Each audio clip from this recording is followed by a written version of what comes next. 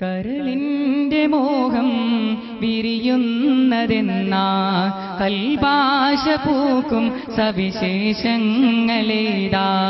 ആറ്റൽ റസൂലിന്റെ റൗളാ ശരീഫൊന്ന് കാണുന്നതെന്നാണ് റൗളാ കാണുന്നതെന്നാണ് കരളിന്റെ മോഹം വിരിയുന്നതെന്നാ കൽഭാഷ പൂക്കും സവിശേഷങ്ങളേതാ ആറ്റൽ റസൂലിന്റെ റൗളാ ശരീഫൊന്ന് കാണുന്നതെന്നാണ് റൗളാ കാണുന്നതെന്നാണ്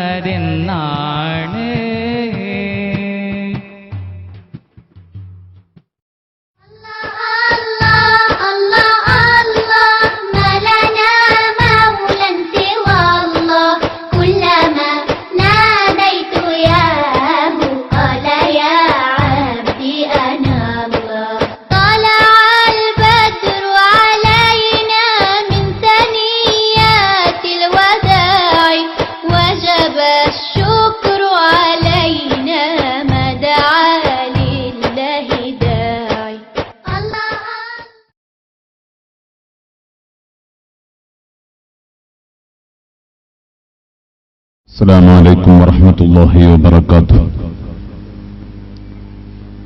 الحمد لله رب العالمين، والصلاة والسلام على سيد المرسلين وعلى آله وصحبه كلهم أجمعين. اللهم صل على محمد النبي عدد من صلى عليه من خلقك. اللهم صل على محمد النبي كما ينبغي لنا أن نصلي عليه. اللهم صل على محمد النبي كما أمرتنا أن نصلي عليه وعلى آله وصحبه وسلم. اللهم صل على محمد النبي عدد من صلى عليه من خلقك. اللهم صل على محمد النبي كما ينبغي لنا أن نصلي عليه. اللهم صل على محمد النبي كما أمرتنا أن نصلي عليه وعلى آله وصحبه وسلم. اللهم صل على محمد النبي عدد من صلى عليه من خلقك.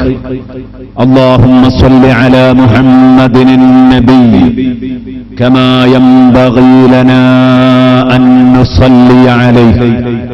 اللهم صل على محمد النبي كما أمرتنا أن نصلي عليه وعلى آله وصحبه وسلم. أما بعد، أعوذ بالله من الشيطان الرجيم. بسم الله الرحمن الرحيم.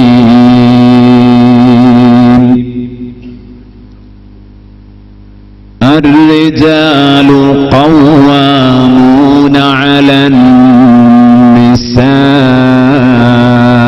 بما فضل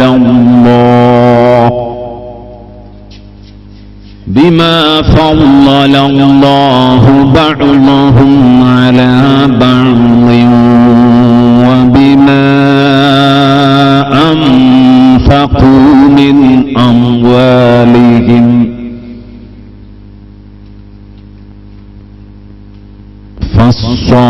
فالصالحات قانتات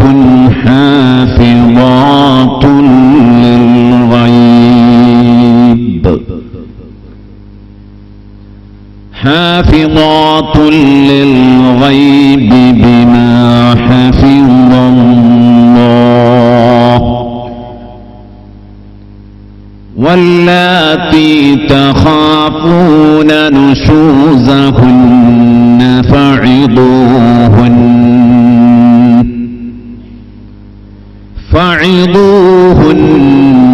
واهجروهن في المضاجع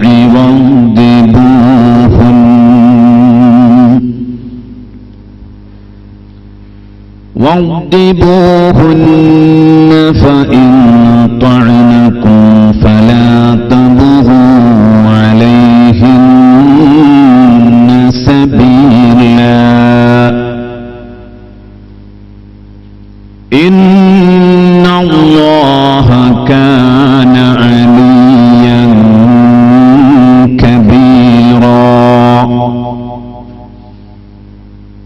وإن خفتم شقاق بينهما فابعثوا حكما من أهله وحكما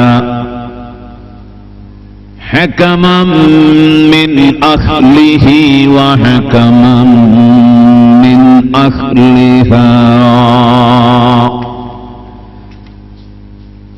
إن يريدا إصلاحا يوفق الله بينهما إن الله كان عليما خبيرا صدق الله مولانا العظيم وصدق وبلغ رسوله النبي الكريم ونحن على ذلك من الشاهدين الشاكرين والحمد لله رب العالمين خيركم لأهله وأنا خيركم لأهلي صدق محمد رسول الله صلى الله عليه وسلم يا ربي بالمصطفى بلغ مقاصدنا واغفر لنا ما مضى يا واسع الكرم مولاي صل وسلم دائما أبدا على حبيبك خير الخلق كلهم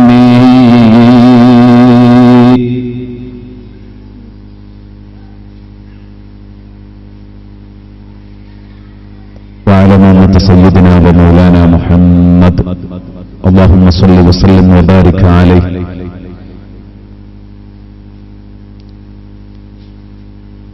സർവാദരണീയരായ സാദാത്തുക്കളെ, പണ്ഡിതന്മാരെ,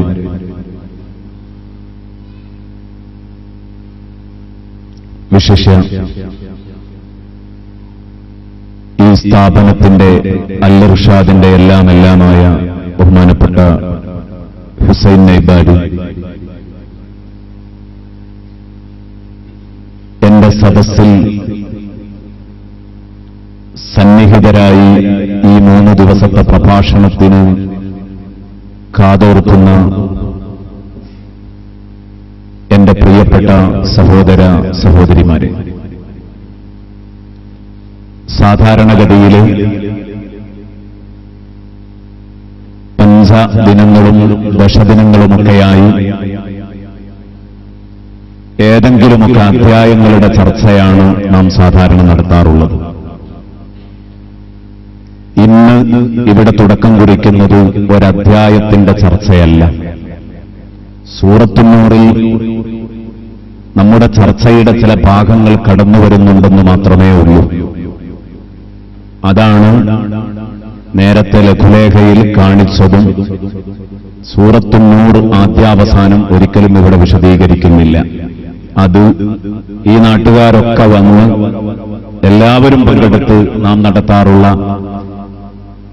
ചെറുവാടിയിലെ ആ വലിയ പ്രഭാഷണത്തിൽ 20 സീഡികളടങ്ങുന്ന സൂറത്തുൻ നൂർ കഴിഞ്ഞ വർഷമല്ല, അതിന്റെ മുമ്പത്തെ വർഷം ചർച്ച ചെയ്തു ഒരുവിധം നമ്മളെ കൊണ്ടാവുന്ന രൂപത്തിൽ പരിമിതമായ സമയത്തിനുള്ളിൽ പറഞ്ഞു ഒപ്പിച്ചിട്ടുണ്ട്.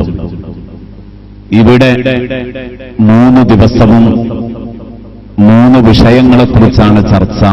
അത് വിശുദ്ധ ഖുർആനിന്റെ സൂറകളിൽ എല്ലാ ഭാഗങ്ങളിലും എത്തിക്കൊണ്ട് ആ വിഷയ സംബന്ധമായി വിശുദ്ധ ഖുർആൻ സംസാരിച്ച വചനങ്ങളെല്ലാം എടുത്തുവെച്ച് ഹബീബ് മുഹമ്മദുർ റസൂലുള്ളാഹി സ്വല്ലല്ലാഹു അലൈഹി വസല്ലമ തങ്ങൾ നമ്മെ സഗൗരവം പഠിപ്പിച്ച അവിടുത്തെ തിരുവചനങ്ങൾ എല്ലാം കൂട്ടിവെച്ചുകൊണ്ടുള്ള 3 ദിവസത്തേക്ക് നാം ചിട്ടപ്പെടുത്തിയ 3 വിഷയങ്ങളുടെ അവതരണമാണ്. ഇന്ന് നല്ല ഭർത്താവ്, നാളെ നല്ല ഭാര്യ, തൊട്ടടുത്ത ദിവസം നല്ല കുടുംബം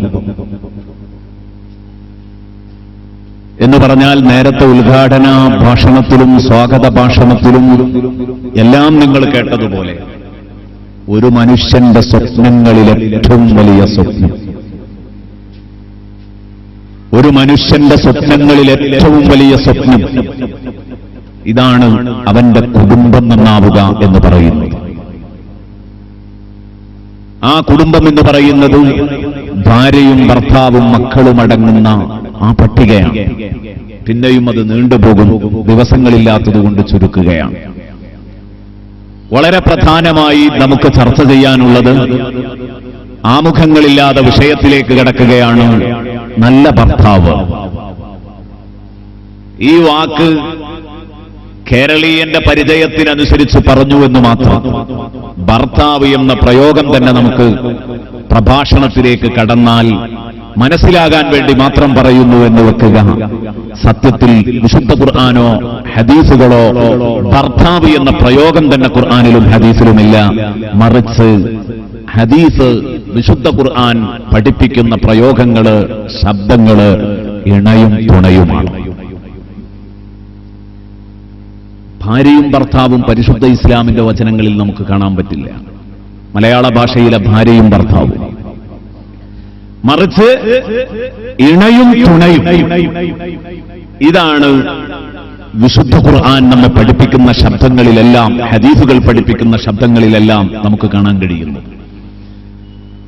ഇൻഷാ അല്ലാഹ് ഭാഗങ്ങളിലേക്കൊക്കെ ഞാൻ കടന്നു വരുന്നുണ്ട്. മനുഷ്യരുടെ ബന്ധങ്ങളിൽ ഏറ്റവും സുപ്രധാനമായ ബന്ധമാണ് ദാമ്പത്യബന്ധം എന്ന് പറഞ്ഞ ബന്ധം, ഭാര്യാഭർത്തൃബന്ധം. കവിഞ്ഞുപോയതിന്റെ പേരിൽ വഷളായ ബന്ധങ്ങളും കുറഞ്ഞുപോയതിന്റെ പേരിൽ തകർന്നുപോയ ബന്ധങ്ങളും അനേകമുണ്ട്.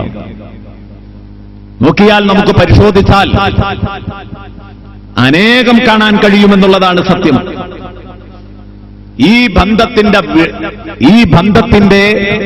ആഴം, ഈ ബന്ധത്തിന്റെ വിശുദ്ധിയുടെ ആഴവും പരപ്പും വിളിച്ചറിയിക്കുന്ന വിശുദ്ധ ഖുർആനിലെ ഒരു വചനം സൂറത്തുൽ ബഖറയുടെ 187-ാം വചനം നമുക്ക് വായിക്കാൻ പറ്റും. എത്ര നല്ല വചനം, സുന്ദരമായ ഒരു വചനം. ഹുന്ന ലിബാസുൽ ലക്കും വ അൻതും ലിബാസുൽ ലഹും. എന്താണ് ഭാര്യാഭർത്തൃ ബന്ധം എന്നുള്ളത് ആ വചനത്തിൽ, ആ ചെറിയ വചനത്തിൽ അല്ലാഹു റബ്ബുൽ ഇസ്സത്ത് ഒതുക്കി വെച്ചിട്ടുണ്ട്. ഹുന്ന ലിബാസുൽ ലക്കും വഅൻതും ലിബാസുൽ ലഹുൻ. ഹുന്ന ലിബാസുൽ ലക്കും, അവർ നിങ്ങളുടെ ഉടയാടകളും, വഅൻതും ലിബാസുൽ ലഹുന്ന, നിങ്ങൾ അവരുടെ ഉടയാടകളുമാണ്. ഇത്ര സുന്ദരമായി ഈ വിഷയത്തെ ആവിഷ്കരിക്കാൻ എന്റെ പ്രിയപ്പെട്ട സുഹൃത്തുക്കളെ വിശുദ്ധ ഖുർആനിലല്ലാതെ ആർക്കാണ് സാധിക്കുക? എത്ര ഭംഗിയായിട്ടാണ് അല്ലാഹു ആ ഒരാശയം ഇവിടെ ആവിഷ്കരിച്ചിരിക്കുന്നത്. ഹുന്ന ലിബാസുൽ ലക്കും വഅൻതും ലിബാസുൽ ലഹുൻ. ഭാര്യയും ഭർത്താവും പരസ്പരം വസ്ത്രവും ധാരിയും തമ്മിലുള്ള ബന്ധമാണ്. ആ ബന്ധത്തിന്റെ ആഴമാണ് യഥാർത്ഥത്തിൽ അത് തൊട്ടു കാണിക്കുന്നത്. ഹുന്ന സിയാബുൽ ലക്കും വഅൻതും സിയാബുൽ ലഹുന്ന എന്നല്ല. അവർ നിങ്ങളുടെ വസ്ത്രമാണ്, നിങ്ങൾ അവരുടെയും വസ്ത്രമാണ് എന്നല്ല വിശുദ്ധ ഖുർആൻ പറഞ്ഞത്. മറിച്ച് ഖുർആൻ പ്രയോഗിച്ചത് ഹുന്ന ലിബാസുൽ ലക്കും വഅൻതും ലിബാസുൽ ലഹുൻ. അവർ നിങ്ങളുടെ ഉടയാടകളും നിങ്ങൾ അവരുടെ ഉടയാടകളുമാകുന്നു. ഉടയാട, അറബിയിൽ ലിബാസ് എന്ന ആ പ്രയോഗം പറയുന്നത് പണ്ഡിതന്മാർ പരിചയപ്പെടുത്തുന്നു മായുൽ ബസ്സു, ധരിക്കുന്ന മുണ്ടിനാണ് ലിബാസ് എന്ന് പറയുന്നത്. സിയാബ് എന്ന പ്രയോഗം, സൗബ് എന്ന പ്രയോഗം, അത് അലമാരിക്കുള്ളിൽ മടക്കി വെച്ചാലും പറയാം, ടെക്സ്റ്റൈൽസിൽ മടങ്ങിക്കിടക്കുമ്പോഴും പറയാം, പെട്ടിയിൽ മടക്കി വെച്ചാലും വസ്ത്രം എന്ന പ്രയോഗം ശരിയാവും. ഹാങ്ങറിൽ തൂങ്ങിക്കിടക്കുമ്പോഴും വസ്ത്രം എന്ന പ്രയോഗം ശരിയാണ്. പക്ഷേ ലിബാസ് എന്ന് പറയുന്നത് നിങ്ങളുടെ ശരീരത്തിൽ കയറുമ്പോഴാണ്. അപ്പൊ എന്താണ് ഇവിടെ മനസ്സിലാക്കേണ്ടത്? മനുഷ്യൻ ധരിച്ചിരിക്കുന്ന വസ്ത്രം അതവന്റെ ശരീരവുമായി ടച്ച് ചെയ്ത് നിൽക്കുകയാണ്, തൊട്ടുരുമ്മി നിൽക്കുകയാണ്, അതിനകലമില്ല. എന്നതുപോലെയാണ് ഭാര്യയും ഭർത്താവും. ഇരുമെയ്യാണെങ്കിലും ഒരു മനസ്സായിരിക്കണം, ഇരുമെയ്യാണെങ്കിലും ഒരു മനസ്സായിരിക്കണം. അവർ രണ്ട് ശരീരങ്ങളാണ്, പക്ഷേ മനസ്സൊന്നായിരിക്കണം. ഇതാണ് ഹുന്ന ലിബാസുൽ ലക്കും വഅൻതും ലിബാസുൽ ലഹുൻ. കിലോമീറ്ററുകളുടെ അന്തരം ഉണ്ടാകും രണ്ടുപേരും, കിലോമീറ്ററുകളുടെ അന്തരം ഉണ്ടാകും പലപ്പോഴും. ഭാര്യയുള്ളത് ഇവിടെ മലയാള മണ്ണ്, മലയാള ഭൂമിയില്, അയാളുടെ വീട്ടിന്റെ അടുക്കളയില്, കിച്ചണിൽ ജോലി ചെയ്തുകൊണ്ടിരിക്കുകയായിരിക്കാം, അടുക്കളയിൽ ജോലി ചെയ്തുകൊണ്ടിരിക്കുകയായിരിക്കാം. അയാളോ ചുട്ടുപൊള്ളുന്ന മണലിനോട്, മണൽ ഭൂമിയോട് പൊരുതി തന്റെ ഭാര്യയുടെയും മക്കളുടെയും ജീവിതത്തിന്റെ രണ്ടറ്റം കൂട്ടിമുട്ടിക്കാൻ പ്രയാസപ്പെടുകയായിരിക്കും. രണ്ടുപേരും കിലോമീറ്ററുകളുടെ ദൈർഘ്യമുണ്ട് ശാരീരികമായി പറയുമ്പോൾ. പക്ഷേ ആ പൊള്ളുന്ന മണലിൽ അധ്വാനിക്കുന്ന പ്രവാസിയും ഇവിടെ വീട്ടിൽ അടുക്കളയിൽ ജോലി ചെയ്യുന്ന ഭാര്യയും ഒരുപാട് അകലം ശാരീരികമായി ഉണ്ടെങ്കിലും മാനസികമായി അവർ രണ്ടുപേരും കെട്ടുപിണഞ്ഞ് കിടക്കുകയാണ്. ഹുന്ന ലിബാസുൽ ലക്കും വഅൻതും ലിബാസുൽ ലഹുൻ. എത്ര സമൃദ്ധമായ ഒരു ബന്ധമാണിത്! ഊട്ടിയുറപ്പിക്കപ്പെട്ട ബന്ധമല്ലേ പ്രിയപ്പെട്ട സുഹൃത്തുക്കളെ? അതുകൊണ്ട് തന്നെ ഈ പരിശുദ്ധ വചനം നമ്മെ പഠിപ്പിച്ച ദാമ്പത്യ ബന്ധത്തിന്റെ ആഴം ശ്രദ്ധേയമാണ്. അതുകൊണ്ട് തന്നെ പ്രിയപ്പെട്ട സുഹൃത്തുക്കളെ, ഭൗതിക മാനദണ്ഡങ്ങളൊന്നും ഇതിന് ബാധകമല്ല, ഈ ബന്ധത്തിന് ബാധകമല്ല.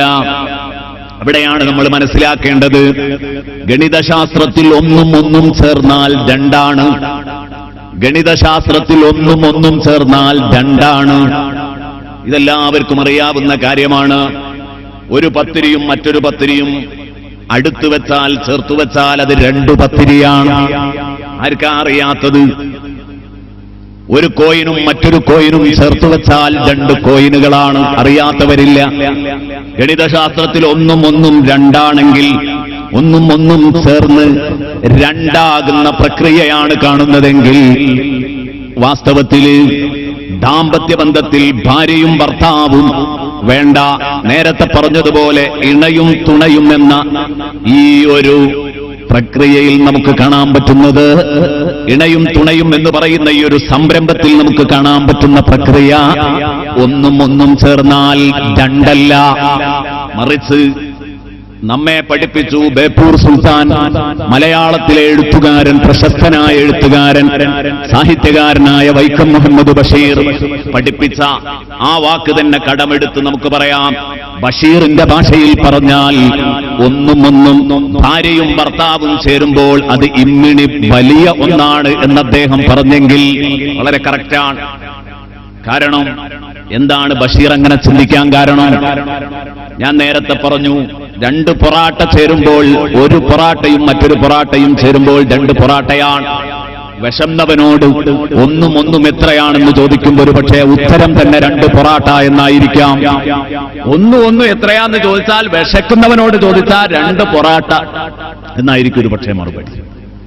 പക്ഷേ വൈക്കം മുഹമ്മദ് ബഷീർ പറഞ്ഞു, സാഹിത്യകാരന്മാരങ്ങനെയല്ല. സാഹിത്യകാരന്മാരുടെ ചിന്തയിൽ എപ്പോഴും, അവരുടെ മനോമുഖരത്തിൽ എപ്പോഴും പ്രകൃതി സൗന്ദര്യങ്ങളായിരിക്കും. കാറ്റും മലയും കാടും പുഴയും ഒക്കെ ഇങ്ങനെ ഒഴുകിക്കൊണ്ടിരിക്കുകയായിരിക്കും. അപ്പൊ ഓളം തെന്നി ഒഴുകുന്ന, ഓളം വെട്ടി ഒഴുകുന്ന ആ മഹാസമുദ്രം, രണ്ട് സമുദ്രങ്ങൾ കൂടുമ്പോൾ, രണ്ട് തോടുകൾ കൂടുമ്പോൾ ഒരിക്കലും അത് രണ്ട് തോടുകളല്ല, ഒരു മഹാസമുദ്രമായിരിക്കും. അപ്പൊ ഇത്തരം കാര്യങ്ങളാണ് സാഹിത്യകാരന്റെ ഭാഷയിൽ അവന്റെ മനസ്സിലുള്ളത് എന്നതുകൊണ്ട് എന്നോടൊരാൾ ഒന്നും എത്രയാണെന്ന് ചോദിച്ചാൽ ഞാനത് ഇമ്മിണി വലിയ ഒന്ന് എന്ന് ഉത്തരം പറയുമെന്ന് പറഞ്ഞു. കാരണം രണ്ട് തോടുകൾ ചേർന്നൊരു പുഴ, ഒരു നദിയാകുന്ന ഒരു അവസ്ഥ പലപ്പോഴും നമ്മൾ കണ്ടുവരുന്നു. ഇതൊരു യാഥാർത്ഥ്യമാണ്. എന്നതുപോലെയാണ് രണ്ടാള് വേറിട്ട് ജീവിച്ച് ഒന്നായി മാറുന്ന പ്രക്രിയ എങ്ങനെയാണെന്ന് കാണിച്ചു തരികയാണ് ആര്? ഉസ്കുന്നം തവ സൗജുക എന്ന് അന്ന് ബഹുമാനപ്പെട്ട ആദം നബി അലൈഹിസ്സലാമിനോട് അല്ലാഹു പറഞ്ഞെങ്കിൽ, ആ ആദം നബി അലൈഹിസ്സലാമിനോട് അല്ലാഹു പറഞ്ഞെങ്കിൽ ആ ആദമിന്റെ പിൻഗാമികൾ അവരുടെ ദമ്പതികളോടൊപ്പം ഇണകളോടൊപ്പം കാണിച്ചു തരുന്നത്. ആദം നബി അലൈഹിസ്സലാമിനെ അല്ലാഹു സ്വർഗത്തിലേക്ക് പറഞ്ഞേക്കുന്നു. ദാ സ്വർഗത്തിൽ കയറിക്കോ, ഇഷ്ടം പോലെ തിന്നാനുണ്ട്, കുടിക്കാനുണ്ട്. ആദം നബി അലൈഹിസ്സലാം തിരിച്ചു ചോദിക്കും, പടച്ചവനെ തിന്നാനും കുടിക്കാനുള്ളത് കൊണ്ട് എന്ത് സന്തോഷം, എനിക്കൊരു ഇണ വേണം, എനിക്കൊരു തുണ വേണം. അവിടെയാണ് അല്ലാഹു പറയുന്നത്, നിങ്ങൾ മാത്രമല്ല നിങ്ങളുടെ ഇണയും, ആ ഇണ നിങ്ങളിൽ നിന്ന് മറ്റൊന്നല്ല. ഇണയും തുണയും അത് രണ്ടല്ല, ഒന്നാണെന്ന് കാണിക്കാൻ വേണ്ടി നേരത്തെ പറഞ്ഞതുപോലെ ആദ്യം ആദമിനെ സൃഷ്ടിച്ച് ആദമിന്റെ വാരിയൽ ഉപയോഗിച്ചിട്ട് തന്നെ ഭാര്യയെ സൃഷ്ടിച്ചു. ആദമിന്റെ വാരിയലിൽ നിന്ന് തന്നെ അതിനു വേണ്ട സൗജ്, വഖലഖ മിൻഹാ സൗജഹാ, ആ ആദമിൽ നിന്ന് ആദമിന് വേണ്ട ഇണയെയും അല്ലാഹു സൃഷ്ടിച്ചു. കണ്ടോ നിങ്ങൾ എന്റെ പ്രിയപ്പെട്ട സുഹൃത്തുക്കളെ, ഇത് നമ്മൾ മനസ്സിലാക്കേണ്ടതുണ്ട്. ഇതാണ് ഹുന്ന ലിബാസുൽ ലക്കും വഅൻതും ലിബാസുൽ ലഹുൻ എന്ന് പറയാൻ കാരണം, അപ്പോൾ എല്ലാ അർത്ഥത്തിലും ഈ ബന്ധം സുദൃഢമായിരിക്കണം. ഈ ബന്ധത്തിൽ കലപിലകൾ ഉണ്ടാവാൻ പാടില്ല. വല്ലപ്പോഴും ഉണ്ടായാൽ ഉടനെ അത് സോൾവ് ചെയ്യണം, പരിഹരിക്കപ്പെടണം. അത് പരിഹരിക്കുന്നതിലാണ് കുടുംബജീവിതം. ഒന്നും കൂടെ പറയട്ടെ, ദാമ്പത്യം ഒരു കലയാണ്. അത് കലയായി നിലനിർത്തുന്നതിൽ ഏറ്റവും വലിയ റോള് പുരുഷനാണ്. അതിലേറ്റവും വലിയ പങ്ക് അത് അഭിനയിക്കേണ്ടത് പുരുഷനാണ്. പുരുഷൻ ഒരൽപ്പം അമാന്തം കാണിച്ചാൽ, പുരുഷൻ ഒരൽപ്പം അലംഭാവം കാണിച്ചാൽ തീർച്ചയാണ് സുദൃഢമായ ബന്ധങ്ങൾക്ക് വിള്ളലേൽക്കും. അതുകൊണ്ട് പുരുഷനാണ് ഇതിൽ ഏറ്റവും ആദ്യമായി ശ്രദ്ധിക്കേണ്ടത്. ഹബീബായ റസൂലുള്ളാഹി സ്വല്ലല്ലാഹു അലൈഹി വസല്ലമ തങ്ങൾ എത്ര നല്ല ബന്ധമാണ് പ്രിയപ്പെട്ട സുഹൃത്തുക്കളെ അവിടുത്തെ കുടുംബവുമായി നമുക്ക് ജീവിച്ച് കാണിച്ചു തന്നത്. ബഹുമാനപ്പെട്ട അനസ് റളിയല്ലാഹു അൻഹു പറയുന്ന, മാ റഅയ്തു അഹദൻ അർഹമ ബിൽ ഇയാലി മിൻ റസൂലില്ലാഹ്, അല്ലാഹുവിന്റെ തിരുദൂതരെക്കാൾ സ്വന്തം കുടുംബത്തോട് സ്നേഹവും കരുണയും കാണിക്കുന്ന ഒരുമയും കാണിച്ച് പഠിപ്പിച്ച മറ്റൊരു വ്യക്തിയെയും ഞാൻ കണ്ടിട്ടില്ല എന്ന് ബഹുമാനപ്പെട്ട അനസ് റളിയല്ലാഹു അൻഹു നമ്മളെ പഠിപ്പിക്കുന്നു. അല്ലാഹുവിന്റെ ഹബീബിന് അവിടുത്തെ ഭാര്യമാരുമായിട്ട് വലിയ സ്നേഹമായിരുന്നു. എന്തൊരു നല്ല ബന്ധമാണ് ഉമ്മഹാത്തുൽ മോമിനീനോട്. നബി സല്ലല്ലാഹു അലൈഹി വസല്ലമ തങ്ങൾ ഉമ്മഹാത്തുൽ മോമിനീനോടൊപ്പം ജീവിച്ച് കാണിച്ചു തന്നത്. ഇത് നമ്മൾ ജീവിതത്തിൽ പകർത്തേണ്ടതുണ്ട്. സയ്യിദുനാ റസൂലുള്ളാഹി സ്വല്ലല്ലാഹു അലൈഹി വസല്ലമ തങ്ങൾ പറഞ്ഞു, ഇല്ല, പുരുഷന്മാര് സ്ത്രീകൾക്ക് സ്നേഹം കൊടുക്കാൻ തയ്യാറല്ലെങ്കിൽ, വേണ്ടുവോളം തന്റെ ഭാര്യയെ സ്നേഹിക്കാനും അവളോട് ആർദ്ര മനസ്സ് കാണിക്കാനും തയ്യാറല്ലെങ്കിൽ ആ കുടുംബം വിജയിക്കുകയില്ല. ലാ യഫ്റഖു മുഅ്മിനുൻ മുഅ്മിന. സയ്യിദുനാ റസൂലുള്ളാഹി അല്ലാഹുവിന്റെ റസൂൽ സല്ലല്ലാഹു അലൈഹി വസല്ലമ തങ്ങൾ പറയുന്നു, ഒരു വിശ്വാസിയും ഒരു വിശ്വാസിനിയെ വെറുക്കരുത്. സയ്യിദുനാ റസൂലുള്ളാഹി സല്ലല്ലാഹു അലൈഹി വസല്ലം. രണ്ടു പേർക്കുമിടയിൽ ഉണ്ടാവേണ്ടത് ശക്തമായ മാനസിക പൊരുത്തമാണ്. ഇത് പലപ്പോഴും ഉണ്ടാകൂല പണക്കൊതിയന്മാർക്ക്. പണക്കൊതിയന്മാർക്ക് അവരുടെ ഭാര്യമാരെ സ്നേഹിക്കാൻ കഴിയാറില്ല. ഇത്തരക്കാർക്ക് കീഴിൽ ജീവിക്കുക എന്നത് പ്രയാസകരമായ ഒരു സംഗതിയാണ് എന്ന് പല സ്ത്രീകളും തെളിയിച്ചു കഴിഞ്ഞിട്ടുണ്ട്. എന്താ കാരണം? പണക്കൊതിയന്മാരായ ഭർത്താക്കന്മാര് മടുത്ത് വിവാഹമോചനം ചോദിച്ചു വാങ്ങി അതുവഴി വിവാഹമോചനം വർദ്ധിച്ചുകൊണ്ടിരിക്കുന്ന കാലഘട്ടം. കഴിയൂല, അദ്ദേഹത്തിന് പിന്നിൽ ജീവിക്കാൻ പറ്റൂല എന്ന് പറയുന്നു. സ്ത്രീധനം കുറഞ്ഞുപോയി എന്ന് പറഞ്ഞ് ഭാര്യയെ പീഡിപ്പിക്കുന്ന ഒരു വിഭാഗം. പലപ്പോഴും ഇത്തരം ആളുകൾക്ക് കീഴിൽ സ്നേഹത്തിനല്ല പണത്തിനാണ് അയാൾ പ്രാധാന്യം നൽകുന്നത്. ഇത്തരം ആളുകളുടെ കീഴിൽ പ്രയാസമാണ്, ജീവിക്കൽ പ്രയാസമാണെന്ന് തെളിയിച്ചുകൊണ്ട് ഒരിക്കലും അരുതാത്ത ആത്മഹത്യയിലേക്ക് പോലും പെണ്ണ് ചെന്ന് കൂട്ടുകുത്തുന്നു. ആ പെണ്ണൊരിക്കലും ഫാനിന്റെ ഉക്കിൽ തൂങ്ങുമ്പോൾ എന്റെ പ്രിയപ്പെട്ട സഹോദരന്മാര് ചിന്തിക്കണം, ശരീരത്തിൽ മണ്ണെണ്ണയൊഴിച്ച് തീ കൊളുത്തുമ്പോൾ ആ പെണ്ണിനെ കുറ്റപ്പെടുത്താൻ എളുപ്പമാണ്. ഈ അവിവേകം പ്രവർത്തിച്ച എന്ത് പ്രശ്നമുണ്ടെങ്കിലും പ്രിയപ്പെട്ട സഹോദരിമാരെ, ഇത്തരം അവിവേകം പ്രവർത്തിച്ചാൽ കാലാകാലം ആ പെണ്ണ് നരകത്തിലാണ്. ഹബീബ് മുഹമ്മദ് റസൂലുള്ളാഹി പറഞ്ഞു, ഖാലിദൻ മുഖല്ലദൻ ഫീഹാ അബദാ. മുസ്ലിമിന്റെ ഹദീസാണ്. ഒരാൾ സ്വയം ആത്മഹത്യ ചെയ്താൽ കാലാകാലം ഒരു കാലത്തും മോചനമില്ലാതെ ആ പെണ്ണായാലും ആണായാലും അവർ നരകത്തിലാണ്. ശഫീഉനാ റസൂലുള്ളാഹി സ്വല്ലല്ലാഹു അലൈഹി വസല്ലമ തങ്ങൾ പറഞ്ഞതാണ്. ശരി, പെണ്ണ് ചെയ്തതൊരു മഹാപാപം തന്നെയാണ്. പക്ഷേ പെണ്ണിനെ കൊണ്ടുപോയി ഈ മഹാപാപത്തിലേക്ക് തള്ളിയ ഭർത്താവ് അയാൾ മാപ്പർഹിക്കുന്നില്ല. അയാളുടെ തെറ്റ് കാരണമായിട്ടാണ് ഈ പെണ്ണിത് ചെയ്തതെങ്കിൽ പെണ്ണ് രക്ഷപ്പെടൂല, ശരി. പക്ഷേ അതിന് കാരണക്കാരനായ പുരുഷനും രക്ഷപ്പെടുവോ? ശരിക്കാലോചിക്കേണ്ടതാണ്. ദുർബല മനസ്സുകളായ പെണ്ണുങ്ങളെ കൂടുതൽ പീഡിപ്പിക്കരുത്, വിഷമിപ്പിക്കാൻ പാടില്ല. മറിച്ച് വിശുദ്ധ ഖുർആൻ പരിചയപ്പെടുത്തുന്നത് അവരോട് നല്ല നിലയിൽ സഹവർത്തിത്വം വേണമെന്നാണ്. ഇൻഷാ അല്ലാഹ് അതിലേക്കൊക്കെ നമ്മൾ കടന്നു വരുന്നുണ്ട്. ഒരു കാരണവശാലും പെണ്ണിനെ മാനസികമായും ശാരീരികമായും പട്ടിണിക്കിടാൻ പാടില്ല. എല്ലാ അംഗങ്ങൾക്കും മതിയായ അളവിൽ ഭക്ഷണം നൽകണം, വസ്ത്രം നൽകണം. ഒരു ദിവസമെങ്കിലും ഇത് വാങ്ങാതെ ഉള്ളതുകൊണ്ട് തള്ളി ഒപ്പിക്കട്ടെ എന്ന് ചിന്തിച്ചുകൂടാ.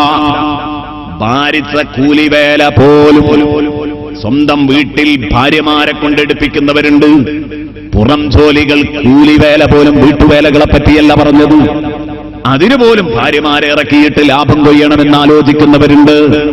ഞാൻ പറയുന്നു, ഒരിക്കലും നമ്മുടെ ഭാര്യമാര് അവർ നമ്മുടെ വേലക്കാരികളല്ല. അവർ നമ്മുടെ വേലക്കാരികളല്ല. ഈ ഒരവസ്ഥയൊക്കെ വരുന്നത് എപ്പോഴാ? ഇവനിൽ പണക്കൊതി പരിധി വിട്ടുണ്ടാകുമ്പോഴാണ് ഈ പ്രശ്നങ്ങളൊക്കെ വരുന്നത്. ആ പണക്കൊതിയന്മാരെ ഭർത്താവെന്ന റോളിൽ മണിയറയിൽ പോലും ഭാര്യയ്ക്ക് ലഭിക്കാതെ പോകുന്നു. കാരണം എന്താണ്? ഇയാൾ 24 മണിക്കൂറും ബിസിയാണ്. സമ്പാദ്യത്തിന്റെ പേരിൽ ഇയാൾ ബിസിയാണ്. അതുകൊണ്ട് തന്നെ ഭാര്യയ്ക്ക് സുഖജീവിതം കൊടുക്കേണ്ട ഭർത്താവ് ആ ഭർത്താവിനെ ഭാര്യയ്ക്ക് ഭർത്താവ് എന്ന ലെവലിൽ പോലും ലഭിക്കാതെ പോകുന്നു. സ്നേഹിച്ച് മുത്തം നൽകുന്ന പിതാവിനെ പിഞ്ചുമക്കൾക്ക് കിട്ടാതെ പോകുന്നു. ഇതൊക്കെ ഉണ്ടായിത്തീരുന്നത് ഈ ആർത്തി എന്ന രോഗം തലക്ക് പിടിക്കുമ്പോഴാണ്. അല്ലാഹുവിന്റെ ഹബീബ് സല്ലല്ലാഹു അലൈഹി വസല്ലമ തങ്ങൾ പറഞ്ഞു, ഇയ്യാകും വത്തമഅ ഫഇന്നഹു ഹുവൽ ഫഖർ ഫഇന്നഹു ഹുവൽ ഫഖർ. എന്താണ് ഹബീബ് മുഹമ്മദ് റസൂലുള്ളാഹി പഠിപ്പിച്ചത്? നിങ്ങൾ ആർത്തിയെ ഭയപ്പെടണം. എന്താ കാരണം? ആർത്തി ഫഇന്നഹു ഹുവൽ ഫഖർ, അത് ദാരിദ്ര്യമാണ്. ശഫീഉനാ റസൂലുള്ളാഹി, ആർത്തിയെ നിങ്ങൾ കരുതിയിരിക്കുക. കാരണം ആർത്തി ദാരിദ്ര്യമാണ്. ദാരിദ്ര്യമാണോ? എന്നിട്ട് ഈ ത്വമഉള്ള ആർത്തിയുള്ള നമ്മുടെ നാട്ടിലെ പല ഹാജിമാരും തടിച്ചു കൊഴുത്തല്ലോ, അവര് വലിയ പണക്കാരാണല്ലോ ഉസ്താദേ എന്നൊരു പക്ഷേ നിങ്ങൾ പറഞ്ഞേക്കാം. അല്ലാഹുവിന്റെ ഹബീബ് പറഞ്ഞതൊരിക്കലും പിഴക്കൂല.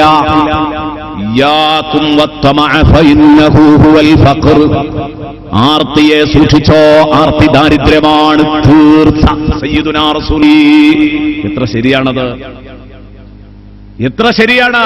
50,000 ഉറുപ്യ വരുമാനമുള്ള ഒരാള്, സാലറി വാങ്ങുന്ന ഒരാള്, ശമ്പളം വാങ്ങുന്ന ഒരാള്, ആർത്തി എന്ന രോഗം അദ്ദേഹത്തിന്റെ മനസ്സിനെ പിടികൂടിയിട്ടുണ്ടെങ്കിൽ അദ്ദേഹത്തിന്റെ ഭാര്യ പനിച്ചു കിടന്നാൽ അയാൾ ഹോസ്പിറ്റലിൽ എത്തിക്കുകയില്ല.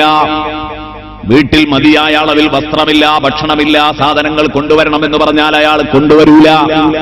ഒരു ദിവസമെങ്കിലും ഒരു ദിവസം കീറിയ വസ്ത്രം തന്നെ തുന്നിയൊപ്പിക്കട്ടെ എന്ന് ആലോചിക്കും.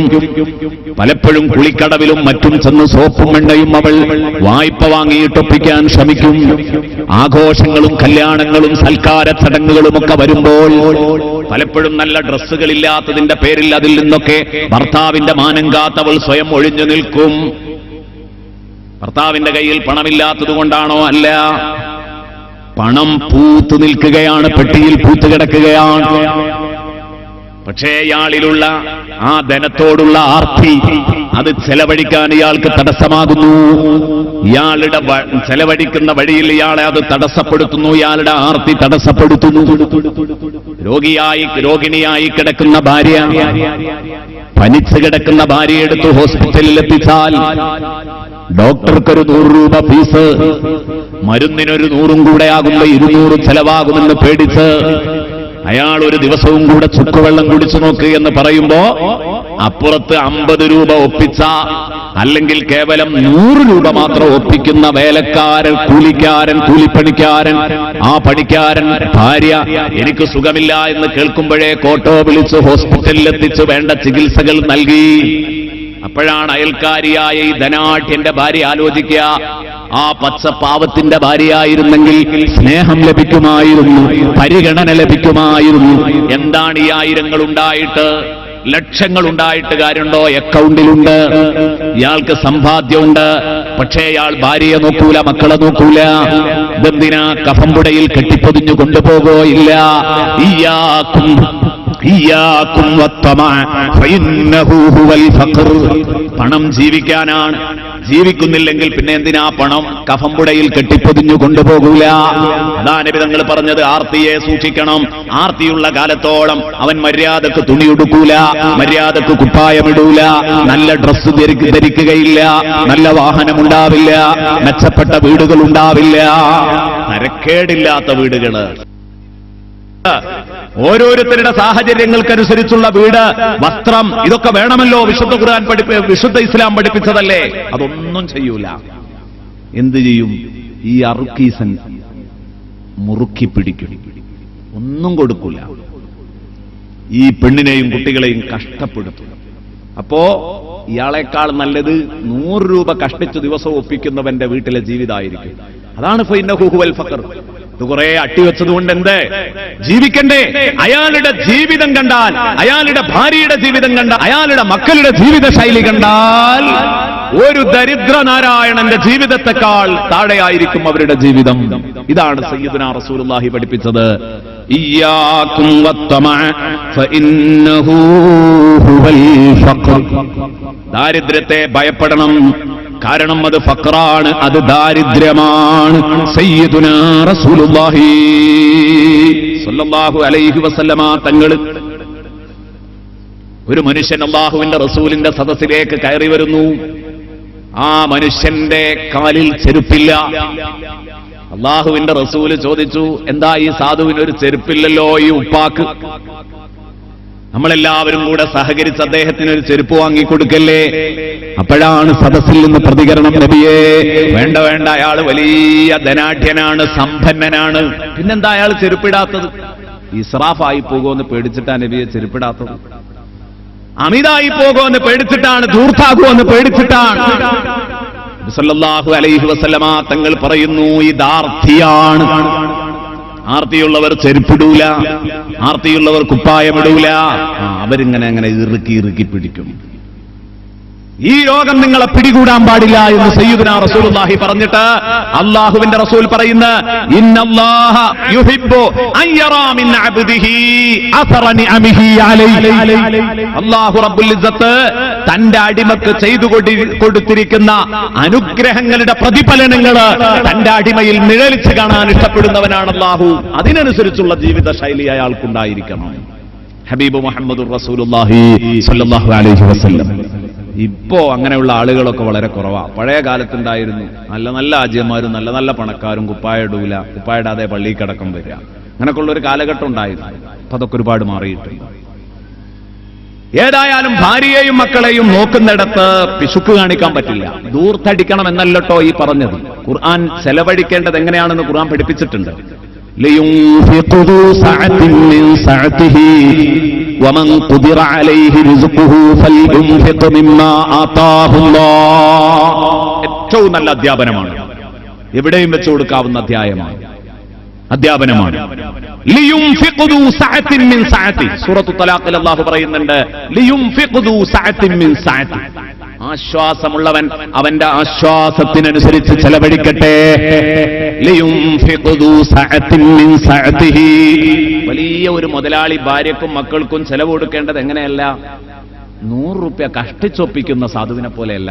അയാളുടെ വീട്ടിലെ ജീവിത നിലവാരം ഒന്നും കൂടെ മുകളിൽ നിൽക്കണം. അതുകൊണ്ടാണല്ലോ കിതാബുകളിൽ അങ്ങനെ തന്നെ വേർതിരിച്ചിട്ടുണ്ട്. സമ്പന്നന്റെ ഭാര്യന്റെ ചെലവ്, സാധാരണക്കാരന്റെ ഭാര്യന്റെ ചെലവ്, സാധാരണയിലും താഴെയുള്ളവന്റെ ചെലവ്, അതൊക്കെ വേറെ വേറെ ചർച്ച ചെയ്തിട്ടുണ്ട് ഫിഖ്ഹ് ഗ്രന്ഥങ്ങൾ. ലിയുൻഫിഖു സഅത്തിൻ മിൻ സഅതി. ആശ്വാസമുള്ളവൻ അവന്റെ ആശ്വാസത്തിനനുസരിച്ച് കൊടുക്കട്ടെ. വമൻ ഖുദിറ അലൈഹി റിസ്ഖുഹു ഫല്യുൻഫിഖ് മിമ്മാ ആതാഹുല്ലാഹ്. അതേസമയം ഒരാൾക്ക് അയാളുടെ സ്വന്തം ഭക്ഷണം തന്നെ ഇന്നത്തെ റിസ്ക്, ഇന്നത്തെ ജീവിതം എങ്ങനെയാ ജീവിതത്തിന്റെ രണ്ടറ്റം കൂട്ടിമുട്ടിക്കുക, ആ കാര്യത്തിൽ അയാൾക്ക് പ്രയാസമാണ്. വമൻ ഖുദിറ അലൈഹി റിസ്ഖു. അന്നത്തെ ഭക്ഷണം ഒരാളുടെ മേൽ ഇടുക്കപ്പെട്ടാൽ, അയാളുടെ സ്വന്തം ഭക്ഷണം ഒപ്പിക്കാൻ തന്നെ കഷ്ടപ്പെടുന്നവൻ ഒപ്പിച്ച് ഉണ്ടാക്കുന്ന മനുഷ്യൻ, ആ മനുഷ്യനെ പറ്റി പറയുന്നു, ഫല്യുൻഫിഖ് മിമ്മാ ആതാഹുല്ലാഹ്. അല്ലാഹു കൊടുത്തതിൽ നിന്ന് അയാളും കൊടുക്കട്ടെ എന്ന് പറഞ്ഞാൽ അല്ലാഹു എത്രയാണോ കൊടുത്തത് അയാളുടെ കഴിവിനനുസരിച്ച്, എത്രയാ ഉള്ളത് ആ ഉള്ളതിനനുസരിച്ച് അയാളും ചെലവഴിക്കട്ടെ. വിശുദ്ധ ഖുർആനിന്റെ അധ്യാപനമാണ്. അപ്പോൾ ദൂർത്തടിക്കണമെന്നല്ല പറയുന്നത്. മിതമായ രൂപത്തിൽ കുടുംബത്തിന് നൽകേണ്ടത് നൽകണം. ആർത്തിയുള്ളവരായി മാറാൻ പാടില്ല. ഇതാണ് സയ്യിദുനാ റസൂലുള്ളാഹി മറ്റൊരു ഹദീസിൽ പഠിപ്പിക്കുന്നത്, ലൈസൽ ഗിനാ അൻ കസറത്തിൽ അറദ് വലാകിന്നൽ ഗിനാ ഗിനൻ നഫ്സ്. സദഖ റസൂലുള്ളാഹി. Very correct. എത്ര ശരിയാണ് മുത്തുനബിയാ പറഞ്ഞത്, അല്ലേ? അല്ലാഹുവിന്റെ ഹബീബാ പറഞ്ഞത് എത്ര ശരിയാണ്. എന്താ ഹബീബ് പറഞ്ഞത്? ലൈസൽ ഗിനാ അൻ കസറത്തിൽ അറദ്. 10,000ങ്ങളുടെ വരുമാനമല്ല സമൃദ്ധി. 10,000കണക്കിന് തേങ്ങ പറിക്കാനുണ്ട്, ഇതല്ല സമൃദ്ധി. 1000കണക്കിന് റബ്ബർ മരം വെട്ടാനുണ്ട്, ഇതല്ല സമൃദ്ധി. ഉണ്ടോ?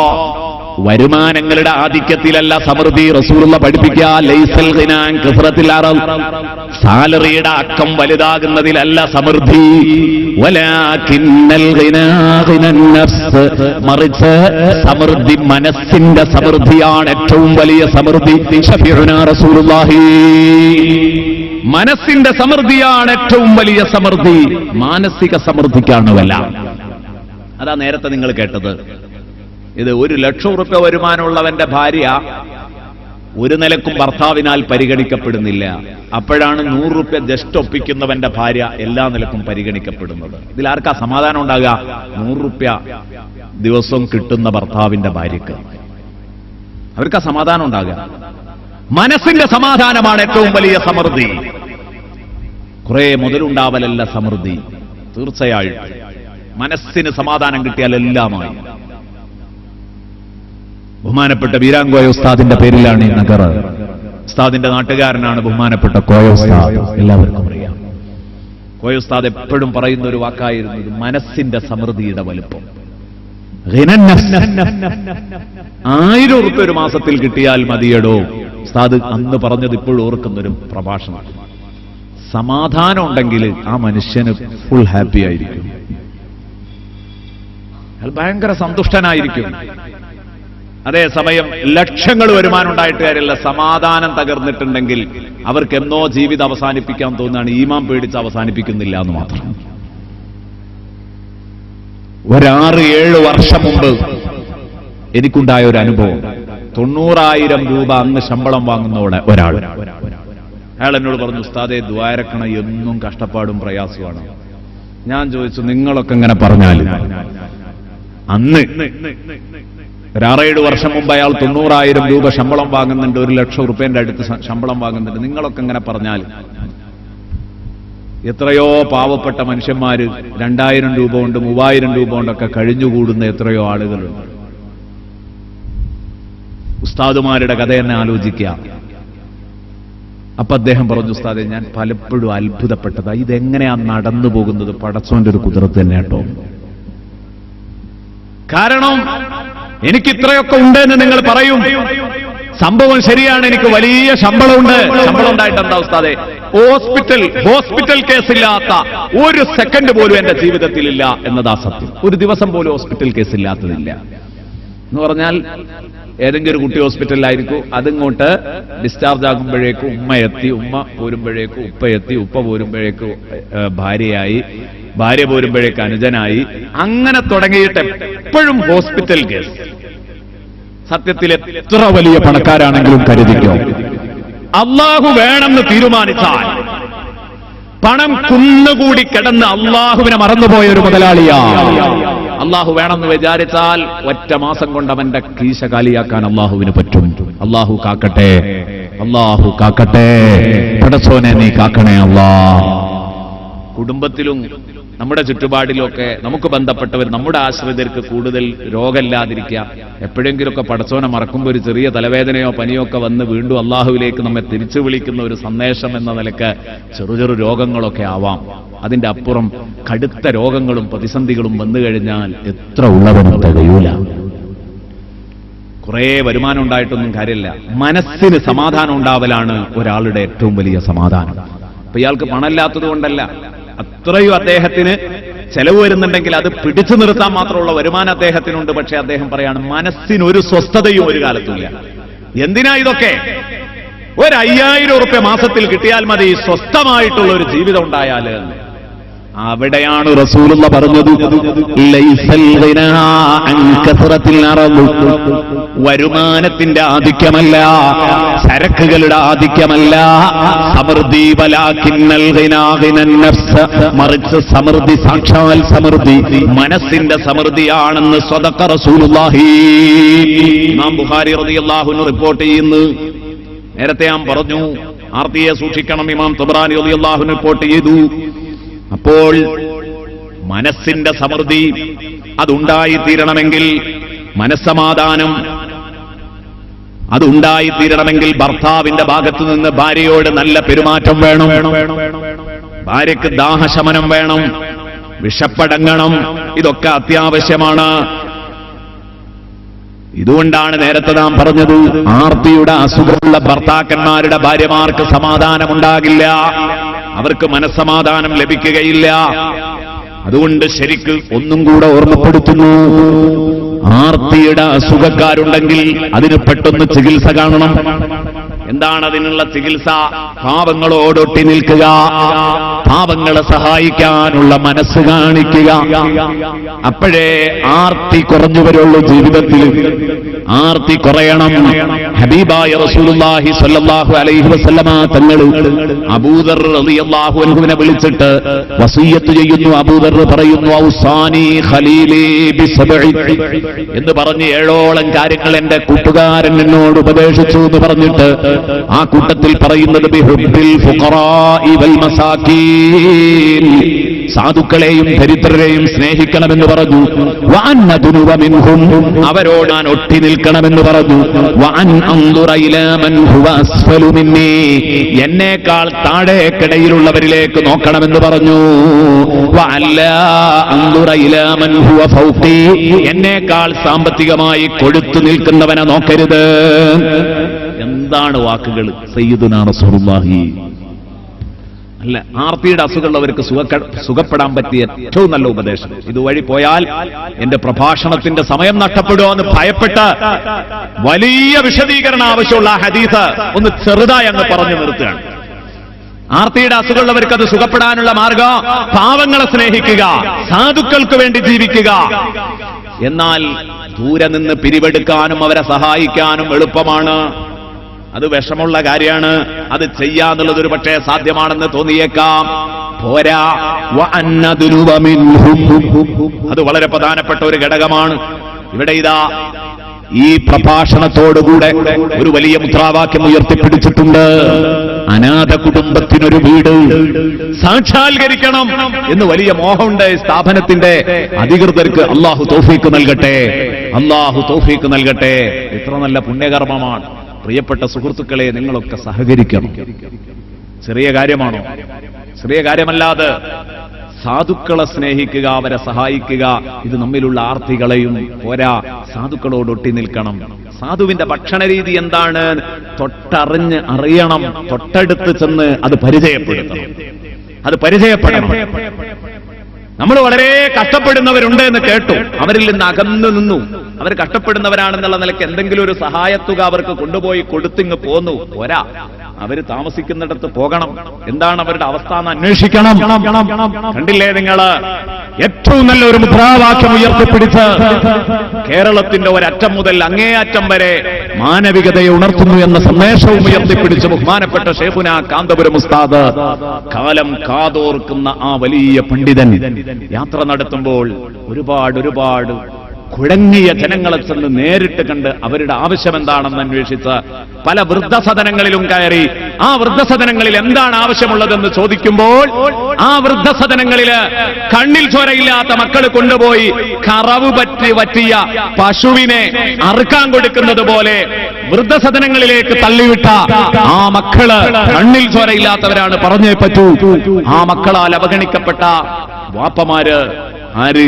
മുസ്ലിമുണ്ടാ കൂട്ടത്തിൽ അമുസ്ലിമുണ്ടാ കൂട്ടത്തില് എല്ലാവരും വന്ന് ഉസ്താദിന്റെ കൈപിടിച്ചിട്ട് പറയുന്നു, ഉസ്താദേ ഞങ്ങൾക്ക് വെള്ളമില്ല, വെള്ളമെത്തിക്കാനുള്ള സാഹചര്യം ഒരുക്കണം. ഉസ്താദ് അത് ഒരുക്കി കൊടുക്കുന്നു. ഇത് എന്താണ്? നബി സല്ലല്ലാഹു അലൈഹി വസല്ലമ തങ്ങളുടെ വസിയ്യത്താണ്. പാവപ്പെട്ടവരോടൊട്ടി നിൽക്കണം. അവരുടെ ഗതി എന്താണെന്ന് നോക്കണം. وأن أنظر إلى من هو أسفل مني وأن لا أنظر إلى من هو فوقي. ഏറ്റവും നല്ലൊരു അധ്യാപനം. ആർത്തിയുടെ അസുഖം ഒരല്പമെങ്കിലും എവിടെയെങ്കിലും ഉണ്ടെങ്കിൽ ഹൃദയത്തിൽ നിന്ന് അത് പമ്പ കടക്കും. എന്താ വേണ്ടത്? തന്നേക്കാൾ കൊഴുത്തവനെ നോക്കാതെ തന്നെക്കാൾ മെലിഞ്ഞവനെ നോക്കണം സാമ്പത്തികമായിട്ട്. അപ്പോഴാണ് നമ്മുടെ സമൃദ്ധി നമ്മൾ തിരിച്ചറിയാം. 25,000 രൂപ ഒരു മാസത്തിൽ ഒക്കുന്ന ഒരാള്, ശമ്പളം വാങ്ങുന്ന ഒരാള്, അല്ലെങ്കിൽ വരുമാനമുള്ള ഒരാള്, അയാൾ എങ്ങോട്ടാ നോക്കുന്നത്? 2 ലക്ഷം 3 ലക്ഷം ദിവസവും കിട്ടുന്ന ആളെ കുറിച്ച് അയാളിലേക്കാണ് ഇയാൾ നോക്കുന്നതെങ്കിൽ ഇയാൾക്ക് തോന്നും ഞാൻ പരമസാധുവാണ്. തോന്നൂലേ? അയാൾക്ക് എല്ലാ ടൗണുകളിലും ബിൽഡിങ്ങുകളുണ്ട്, എനിക്ക് എന്താ ഉള്ളത്? ഒന്നുമില്ലല്ലോ. അപ്പൊ അയാൾ പരമാവധി ശ്രമിക്കുന്നത് എന്തിനായിരിക്കും? ഏതെങ്കിലും ഒരു പാവപ്പെട്ടവന് കൊടുക്കണമെന്ന് തോന്നിയാൽ തന്നെ അയാൾക്ക് കൊടുക്കാൻ തോന്നൂല. കാരണം എന്താ? അത് കൊടുത്താൽ അതെന്റെ അക്കൗണ്ടിൽ നിന്ന് കുറയും. അപ്പൊ എനിക്ക് എന്റെ നാട്ടിൻപുറത്തെങ്കിലും ഒരു പീടിക വെച്ച് കെട്ടാൻ എന്നെ കൊണ്ടാവൂല, ഒരു ചെറിയ ബിൽഡിംഗ് എങ്കിലും വെച്ച് കെട്ടാൻ എനിക്ക് ആവൂല എന്ന് ചിന്തിച്ച് ഉള്ള ബിൽഡിങ്ങുകളുടെ കൂടെ ഇനിയും ബിൽഡിങ്ങുകൾ ഉണ്ടാക്കാൻ, ബിസിനസ് സ്ഥാപനങ്ങൾക്ക് ബ്രാഞ്ചുകൾ ഇടാൻ അതിന് മത്സരിക്കുകയായിരിക്കും ഇയാള്. അതുകൊണ്ട് സ്വന്തം ഭാര്യയ്ക്ക് പോലും കൊടുക്കൂല, മക്കൾക്കും കൊടുക്കൂല, കൊടങ്ങിയോൽക്കും കൊടുക്കൂല, ആരെയും ഇയാൾ കാണൂല. ഇയാൾ എന്ത് ചെയ്യും? പൈസയെ റബ്ബാക്കും, പണത്തെ റബ്ബാക്കി മുന്നോട്ട് പോകും. അത് പരമാവധി വലിച്ചടുപ്പിക്കാൻ ശ്രമിക്കും. അതേസമയം ഇയാൾ നോക്കുന്നത് 25,000 രൂപ വരുമാനമുള്ള ഒരാൾ നോക്കുന്നത് 2,500 കൊണ്ട് കഷ്ടിച്ചു ജീവിക്കുന്ന ഒരു പാവപ്പെട്ട മനുഷ്യനെയാണ്.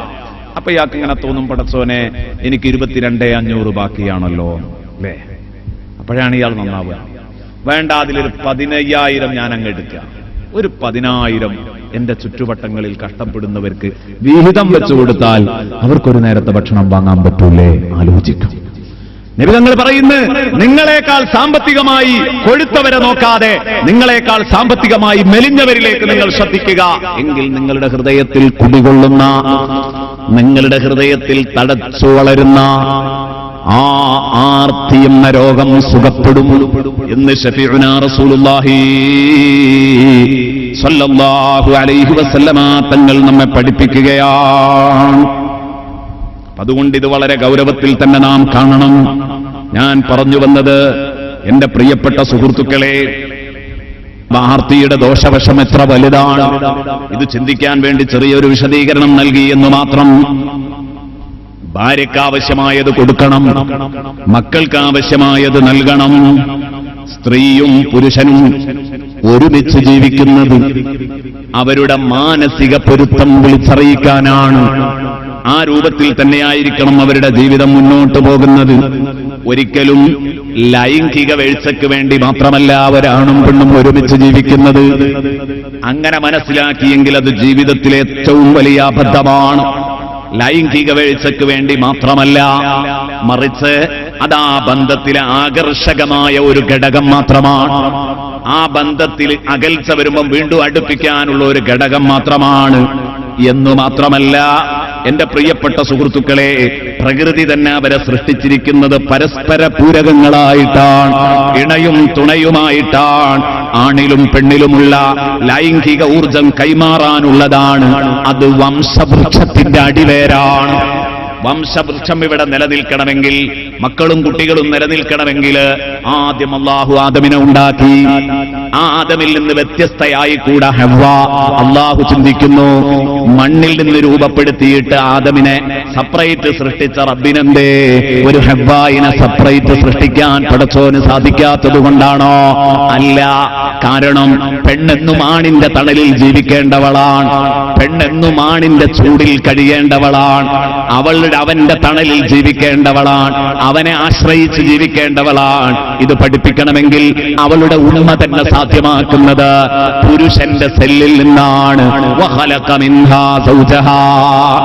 എന്നിട്ടോ അല്ലാഹു റബ്ബുൽ ഇസ്സത്ത് ആ ആണും പെണ്ണും പരസ്പരം അവരൊന്നായി ചേരട്ടെ, അവരൊന്നായി ചേർന്നിട്ട് വബസ്സ മിൻഹുമാ റിജാലൻ കസീറൻ വനിസാഅ, ഒരുപാട് ആണുങ്ങളെയും പെണ്ണുങ്ങളെയും ഈ ഭൂമിയിലേക്ക് പ്രത്യുൽപാദന രൂപത്തിൽ സൃഷ്ടിക്കുക. അല്ലാഹുവിന്റെ മഹത്തായ ലക്ഷ്യമാണിത്. ആകാശത്ത് നക്ഷത്ര കൂട്ടങ്ങളെ പടച്ചതുപോലെ അല്ലാഹുവിനെന്തേ ഈ ഭൂമിയിൽ എത്ര മനുഷ്യരാണോ അല്ലാഹു ഉദ്ദേശിച്ചത് അത്രയും ഒരു കൂട്ടം മനുഷ്യരെ വേറിട്ട് മണ്ണുരുട്ടി സൃഷ്ടിച്ചുകൂടായിരുന്നോ? അല്ലാഹു അത് നടത്തിയിട്ടില്ല. ആദ്യം ഒരു മനുഷ്യൻ, ആ മനുഷ്യനിലേക്ക് ആ മനുഷ്യന്റെ ഭാര്യയ്ക്ക് ബന്ധം അല്ലേ, ആ മനുഷ്യനിലേക്ക് ആ മനുഷ്യന്റെ ഇണക്ക് ബന്ധം, ആ ഇണയും തുണയും ഒരുമിച്ച് ഒരുപാട് ആണും പെണ്ണുമായ മക്കള്, അവരൊക്കെ പരസ്പരം മാനസിക ബന്ധം. ഇതാണ് അല്ലാഹുവിന്റെ ലക്ഷ്യം. ഈ ലക്ഷ്യം പൂർത്തീകരിക്കാൻ വേണ്ടിയാണ് അത് പറഞ്ഞിട്ട് അല്ലാഹു പറഞ്ഞില്ലേ സൂറത്തുൻ നിസാ, അതിന്റെ 1-ാം വചനത്തിലല്ലേ എന്റെ പ്രിയപ്പെട്ട സുഹൃത്തുക്കളെ അല്ലാഹു ഇത് പറഞ്ഞത്. അത് പറഞ്ഞിട്ട് അല്ലാഹു പറയുന്നുണ്ട് എന്ത്? സൂറത്തുൻ നിസാഇന്റെ 1-ാം വചനത്തിൽ എനിക്കും നിങ്ങൾക്കും കാണാം, വത്തഖുല്ലാഹല്ലദീ തസാഅലൂന ബിഹി വൽഅർഹാം. ഈ റബ്ബിനെ നിങ്ങൾ സൂക്ഷിക്കണം. അല്ലാഹുവിനെ മാത്രം സൂക്ഷിച്ചാൽ പോരാ, അല്ലാഹുവുമായുള്ള ബന്ധം പൊട്ടിപ്പോകാതിരിക്കാൻ നിങ്ങൾ ശ്രദ്ധിക്കും പോലെ വൽഅർഹാം, കുടുംബ ബന്ധങ്ങളെയും നിങ്ങൾ സൂക്ഷിക്കണം. അല്ലാഹു പറയാം, അല്ലാഹുമായുള്ള ബന്ധം വഷളാകാതെ നിങ്ങൾ എത്ര കാത്തു സൂക്ഷിക്കുന്നോ അതുപോലെ കുടുംബബന്ധം വഷളാകാതെയും കാത്തുസൂക്ഷിക്കണം. കുടുംബബന്ധം വഷളാകാതെയും കാത്തുസൂക്ഷിക്കണം. എത്ര നല്ല വാക്കാണ്, എത്ര നല്ല വാക്കാണ് നൽകിയത്. ഇതുകൊണ്ടാണ് ഈ ഒരു മാനസിക പൊരുത്തത്തോടുകൂടെയുള്ള ജീവിതം സാധ്യമാകണമെന്ന നിലക്കാണ് ഞാൻ നേരത്തെ പറഞ്ഞത്. ഇല്ല, ഇസ്ലാമിന്റെ ഭാഷയില്, പരിശുദ്ധ ദീനിന്റെ ഭാഷയില്, ഖുർആനാവട്ടെ സുന്നത്താവട്ടെ, അവിടെ ഭരിക്കുന്ന ഭർത്താവോ ഭരിക്കപ്പെടുന്ന ഭാര്യയോ ഇല്ല. ഭർത്താവ് എന്ന് പറഞ്ഞാൽ ഭരിക്കുന്നവൻ, ഭാര്യ എന്ന് പറഞ്ഞാൽ ഭരിക്കപ്പെടുന്നവൾ എന്നാണ് അതിന്റെ അർത്ഥം. ഭരിക്കുന്ന ഭർത്താവും ഭരിക്കപ്പെടുന്ന ഭാര്യയും മലയാള ഭാഷയിലുള്ളതുപോലെ വിശുദ്ധ ഖുർആനിൽ കാണാൻ കഴിയുന്നില്ല. ഖുർആൻ പഠിപ്പിക്കുന്നത് സൗജ് എന്ന് പറഞ്ഞാൽ ഇണയും തുണയുമാണ്. ഇണക്ക് തുണ വേണം, തുണയില്ലാതെ ഇണക്ക് നിൽക്കാൻ പറ്റില്ല. ഇണയും തുണയും പരസ്പര പൂരകങ്ങളാണ്. ومن آياته أن خلق لكم من أنفسكم أزواجا لتسكنوا إليها وجعل بينكم مودة ورحمة. എല്ലാ ഭാഗങ്ങളും ഏത് നോക്കിയാലും എല്ലാം സുന്ദരമാണ്. വിശുദ്ധ ഖുർആനിൽ ഇത് സംബന്ധമായി പറഞ്ഞ എല്ലാ വചനങ്ങളും. ومن آياته أن خلق لكم من أنفسكم أزواجا, നിങ്ങളുടെ സ്വന്തം വർഗത്തിൽ നിന്ന് നിങ്ങൾക്ക് ഇണകളെ സൃഷ്ടിച്ചതെന്നാണ്. ആണുങ്ങളെ പെണ്ണുങ്ങളെ നിങ്ങൾക്ക് ആണുങ്ങൾ. അസ്വാജ് എന്ന് പറഞ്ഞാൽ രണ്ടും പെട്ടു. നിങ്ങൾക്ക് നിങ്ങളുടെ വർഗത്തിൽ നിന്ന് ഇണകളെ സൃഷ്ടിച്ചതെന്ന ആ റബ്ബ് നിങ്ങളുടെ കണ്ണു തുറപ്പിക്കുന്ന ദൃഷ്ടാന്തങ്ങൾ ഭൂമിയിൽ ഒരുക്കി വെച്ചതിലൊന്നാണിത്. ലാ ഇലാഹ ഇല്ലല്ലാഹയുടെ വ്യക്തമായ ദൃഷ്ടാന്തമാണ്. ലാ ഇലാഹ ഇല്ലല്ലാഹ് എന്ന് സാക്ഷ്യപ്പെടുത്തുന്ന കണ്ണു തുറപ്പിക്കുന്ന ദൃഷ്ടാന്തങ്ങളിൽപ്പെട്ടതാണ് അൻ ഖലഖ ലക്കും മിൻ അൻഫുസികും അസ്വാജാ, നിങ്ങൾക്ക് നിങ്ങളുടെ സ്വന്തം വർഗത്തിൽ നിന്ന് ഇണകളെ സൃഷ്ടിച്ചു തന്നു എന്നത്. സ്വന്തം വർഗത്തിൽ നിന്ന് ഇണകളെ സൃഷ്ടിച്ചു തന്നതുകൊണ്ടുള്ള ഗുണം എന്താ? ലിതസ്കുനൂ ഇലൈഹാ, നിങ്ങൾക്ക് ശാന്തി തേടി ചെല്ലാൻ. ചൂടുപിടിച്ച പുരുഷനെ തണുപ്പിക്കാൻ സ്ത്രീക്ക് കഴിയും. ടെൻഷൻ അടിച്ചു നിൽക്കുന്ന പെണ്ണിനെ തണുപ്പിക്കാൻ ആണിന് കഴിയും. ലിതസ്കുനൂ ഇലൈഹാ, ഇതെന്തിന്? എന്റെ പ്രിയപ്പെട്ട സുഹൃത്തുക്കളെ, ഇതെന്തുകൊണ്ട്? സ്വന്തം വർഗത്തിൽ നിന്ന് ഇണകളെ സൃഷ്ടിക്കപ്പെട്ടു എന്നതുകൊണ്ടാണ്. മറ്റു വർഗത്തിൽ നിന്നാണെങ്കിൽ ഇത് സാധ്യമല്ല. വൈകാരിക ദാഹം തീർക്കാൻ സ്വന്തം വർഗത്തിൽ നിന്ന് തന്നെ ആവണമെന്നില്ല ഇണ. കാരണം പാശ്ചാത്യന്റെ ബോറടിക്കുന്ന ജീവിത ശൈലികൾ അത് നമ്മെ പഠിപ്പിക്കുന്നുണ്ട്. വൈകാരിക ദാഹം തീർക്കാൻ ആര് തന്നെ ആവണമെന്നില്ല, സ്വന്തം വർഗത്തിൽ നിന്ന് ഉള്ള ഇണ തന്നെ ആവണമെന്നില്ല. കാരണം പാശ്ചാത്യന്മാർ പലപ്പോഴും മൃഗങ്ങളെയാണ് ഇതിന് സമീപിക്കുന്നത്. പാശ്ചാത്യന്മാരെയൊക്കെ വെറുതെ കുറ്റം പറയാ അല്ലേ? ഇപ്പോ മലയാളികൾ എന്ന് തന്നെ പറയാം. നമ്മളും അങ്ങനെയായി. ആട്ടിന്റെയും പശുവിന്റെയും ഒക്കെ പിന്നാലെ പോകുന്ന വർഗം നമ്മുടെ സ്വന്തം വർഗം. എന്റെ പ്രിയപ്പെട്ട സുഹൃത്തുക്കളെ, മലയാളികൾ തന്നെ ഉണ്ടായിപ്പോയി. നാണക്കേടാണ്, ഏറ്റവും വലിയ നാണക്കേടാണ്. അപ്പൊ ഏതാവട്ടെ, വൈകാരിക ദാഹം തീർക്കാൻ സ്വന്തം വർഗത്തിൽ നിന്ന് ഇണ വരണമെന്നില്ല. പിന്നെന്താണ് ഇണയുടെ താല്പര്യം? അതാ ഞാൻ പറഞ്ഞത്. അതാ ബന്ധം സുദൃഢമായി കാത്തുസൂക്ഷിക്കുന്ന അതിൽ ആകർഷകമായൊരു ഘടകം മാത്രമാണെന്ന് ഞാൻ നേരത്തെ പറഞ്ഞു. എന്തിനാണ് സ്വന്തം വർഗത്തിൽ നിന്ന് ഇണയെത്തുന്നത്? ലിതസ്കുനൂ ഇലൈഹ. അപ്പോഴേ ജോലിഭാരവുമായി കയറി ചൊല്ലുന്ന, നിങ്ങളുടെ വിഷമം കണ്ടറിഞ്ഞ് നിങ്ങളെ സമാധാനിപ്പിക്കാൻ നിങ്ങളുടെ ഭാര്യയ്ക്ക് കഴിയൂ. ബിസിനസ് തകർന്നു, കടത്തിൽ മുങ്ങി, ഇനി മരിക്കുക തന്നെ, ആത്മഹത്യ ചെയ്യുക തന്നെ ഉറപ്പിച്ചു. ശരിക്കും ശ്രദ്ധിച്ചോ? നിങ്ങൾ തീരുമാനിച്ചുറപ്പിച്ചതാണ്. പക്ഷേ ഈ വിഷമം കണ്ടറിയാൻ കഴിയുന്ന ഒരു ഭാര്യയുണ്ടോ? അവസരോചിതവും സമയോചിതവുമായിട്ട് ഇടപെടാൻ കഴിയുന്ന തന്റെ ഇടമുള്ള ഒരു പെൺകുട്ടി നിങ്ങൾക്കുണ്ടോ? ഒരു ഭാര്യ നിങ്ങളുടെ കീഴിലുണ്ടോ? അവൾ സമർത്ഥമായി നിങ്ങളുടെ ആ ഉദ്യമത്തിൽ നിന്ന് നിങ്ങളെ പിന്തിരിപ്പിക്കോ? അത് ചെയ്യരുത്. നിങ്ങളെ ജീവിതം പച്ച പിടിക്കും, സാധ്യതകളേറെ പറഞ്ഞു തരും. അങ്ങനെ ക്ഷമിക്കാൻ പഠിപ്പിക്കും, നാളെ പരലോകത്തെ കുറിച്ച് ചിന്തിപ്പിച്ചു തരും. ആ ഭാര്യ സമാധാനവും സന്തോഷവും സ്നേഹവും നൽകുമ്പോൾ ആ ഭാര്യക്ക് ഭർത്താവിന് ആത്മഹത്യയിൽ നിന്ന് രക്ഷിക്കാൻ കഴിയും. വീട്ടിലെ പലരുടെയും പ്രയാസങ്ങൾ സഹിച്ച് മടുത്തു നിൽക്കുന്ന ഒരു ആ പെണ്ണിനെ ഒരു ഭർത്താവ് സമർത്ഥനാണെങ്കിൽ ആ ഭർത്താവിന് കയ്യിലെടുക്കാൻ പറ്റും. ആ പെണ്ണിന്റെ മനസ്സ് തണുപ്പിക്കാൻ പറ്റും. ലിതസ്കുനൂ ഇലൈഹാ. എല്ലാ ചുട്ടുപൊള്ളുന്ന പ്രതിസന്ധികൾക്കും പരിഹാരമാണ് ഇണയും തുണയും. വിശുദ്ധ ഖുർആൻ പറയുന്നു, ഇത് സ്വന്തം വർഗത്തിൽ നിന്നാണെങ്കിലേ കിട്ടൂ. ഞാൻ ചോദിക്കട്ടെ, സ്വന്തം വർഗത്തിൽ നിന്നല്ലെങ്കിൽ എന്തു മനസ്സിനെന്ത് സമാധാനാ കിട്ടുക? ലിതസ്കുനൂ ഇലൈഹാ, ലിതസ്കുനൂ ഇലൈഹാ, എന്ത് സമാധാനമാണ് കിട്ടുക? ഒന്നാലോചിക്കണം. ഇവിടെ മറ്റു മൃഗങ്ങളുമായി ലൈംഗിക ബന്ധത്തിൽ ഏർപ്പെട്ട സങ്കര ഇനം മക്കളാണ് ഇവിടെ ജനിക്കുന്നതെങ്കിൽ, ഒരു തവണ ജനിക്കുന്നത് മനുഷ്യക്കുഞ്ഞ്, ഒരു തവണ ജനിക്കുന്നത് ആട്ടിൻകുഞ്ഞ്, ഒരു തവണ ജനിക്കുന്നത് പശുക്കുട്ടി. ഇങ്ങനെയൊക്കെയാണെങ്കിൽ ഈ കുട്ടികളെയും പേരക്കുട്ടികളെയൊക്കെ ഏറ്റുവാങ്ങാൻ എത്ര വാപ്പമാർക്ക് കഴിയും, എത്ര വല്യപ്പമാർക്ക് കഴിയും? കുട്ടിയെ കയ്യിൽ കിട്ടുമ്പോൾ ഉമ്മ ചിരിക്കുന്ന, പ്രസവത്തിന്റെ നോവുകളെല്ലാം മറന്നുപോകുന്ന കുഞ്ഞുമോൻ സുന്ദരനായ മനുഷ്യക്കുഞ്ഞിനെ കാണുമ്പോൾ ഉപ്പ എല്ലാ വിഷമങ്ങളും മറന്നുപോയി. വല്ലിപ്പയും വല്ലിമ്മയും മോണകാട്ടി ചിരിക്കാൻ തുടങ്ങി. പിഞ്ചു പൈതലിനെ കയ്യിൽ കിട്ടുമ്പോൾ ഇതാണ് അല്ലാഹു പറഞ്ഞത്, വമിന്നായാതിഹി അൻ ഖലഖലകും മിൻ അൻഫുസികും ലിതസ്കുനൂ ഇലൈഹ അസ്വാജൻ ലിതസ്കുനൂ ഇലൈഹ വജഅല ബൈനകും മവദ്ദതൻ വറഹ്മ. അല്ലാഹു നിങ്ങൾക്കിടയിൽ പരസ്പര സ്നേഹം തന്നു, അനുരാഗം നിലനിർത്തി. ഇതൊക്കെ അല്ലാഹു ചെയ്തിട്ടില്ലായിരുന്നെങ്കിൽ, എന്നിട്ട് നിങ്ങൾക്ക് അല്ലാഹു ബനീന വഹഫദ, ഖുർആൻ പറയുന്നുണ്ട്, മക്കളെയും പേരമക്കളെയൊക്കെ നിങ്ങൾക്ക് സമൃദ്ധമായി പടച്ചോൻ നൽകിയില്ലേ?